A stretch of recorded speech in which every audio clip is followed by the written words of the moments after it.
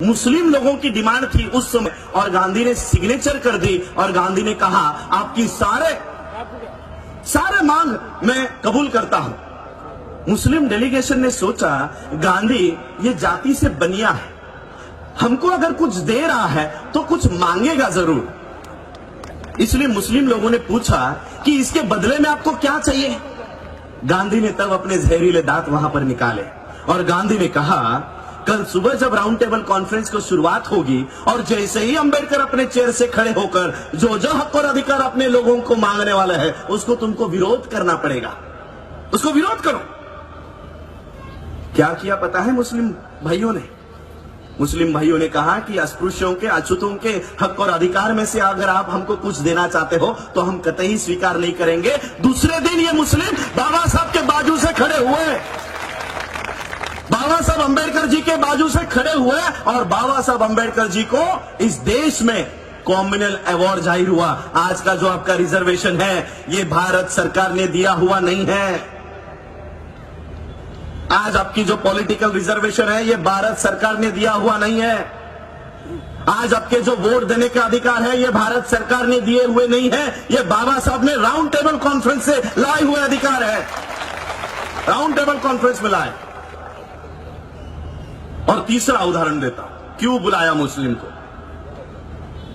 इस देश में जब अंग्रेजों ने सोचा कि अभी इस देश को आजाद कर देना चाहिए, इस देश में बहुत उठाव हो रहा है, आजादी की मांग हो रही है, अब हमको इस देश से चले जाना चाहिए, तब अंग्रेजों ने कहा चले तो जाएंगे लेकिन हम जाने के बाद ये चलेगा कैसे, ये देश चलेगा कैसे। और इसलिए इस देश को चलाने के लिए एक कॉन्स्टिट्यूएंट असेंबली, संविधान सभा होनी चाहिए। ये संविधान सभा इस देश के संविधान को निर्माण करने का काम करेगी। अंग्रेजों ने कॉन्स्टिट्यूएंट असेंबली का गठन किया, 398 मेंबर्स। आपको लगता है बाबा साहब अंबेडकर एक अकेले इस संविधान सभा में थे? मैं आपको बताता हूं कैसे बाबा साहब अंबेडकर जी इस संविधान सभा में गए। इसी मुंबई से, जहां पर मुंबई में हम बैठे हैं, इसी मुंबई से बाबा साहब अंबेडकर जी ने इस संविधान सभा में जाने के लिए प्रयास किए। गांधी और नेहरू ने आके कहा कि बाबा साहब हमको पता है आप इस संविधान सभा में जाना चाहते हो, लेकिन इस संविधान सभा के दरवाजे ही नहीं खिड़कियां भी हमने आपके लिए बंद रखी है, आपको इस संविधान सभा में आने ही नहीं देंगे, आने ही नहीं देंगे।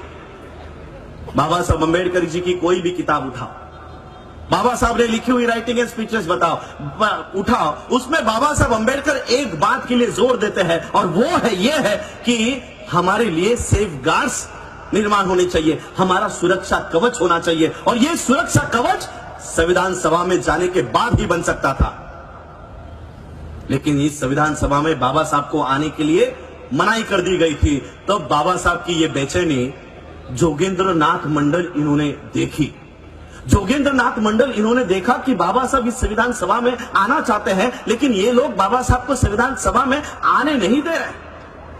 बाबा साहब अंबेडकर जी मुंबई के, महाराष्ट्र के, उनको पश्चिम बंगाल में लेकर जाया गया और पश्चिम बंगाल से इस देश के मुसलमानों ने बाबा साहब को संविधान सभा में भेजा। इस देश के संविधान को बनाने के लिए, इस देश के संविधान को निर्माण करने के लिए बाबा साहब को इस देश के मुसलमानों ने मदद की और आज इस देश के संविधान को हटाने की कोशिश कर रहे हैं। और मैं बाबा साहब के थर्ड जनरेशन से एक प्रतिनिधि ये प्रयास कर रहा हूं कि बाबा साहब का संविधान इस देश में टिका रहे, बना रहे। और इसलिए बाबा साहब का परपोता होने के नाते मैं मुसलमानों को आह्वान करना चाहूंगा कि जिन बाबा साहब को आपने संविधान सभा में भेजने का काम किया, उस संविधान पे आज धोखा मंडरा रहा है। उस संविधान को बचाने के लिए फिर से आपको अंबेडकर परिवार का साथ देना होगा, फिर से आपको साथ देना होगा। 1 जनवरी का यहां पर खास मेरे पुलिस भाई बैठे हैं, मैं उनको भी सलाम करना चाहूंगा। हमको इंस्ट्रक्शंस है, 1 जानेवारीच्या बद्दल काही बोलायचं नाही।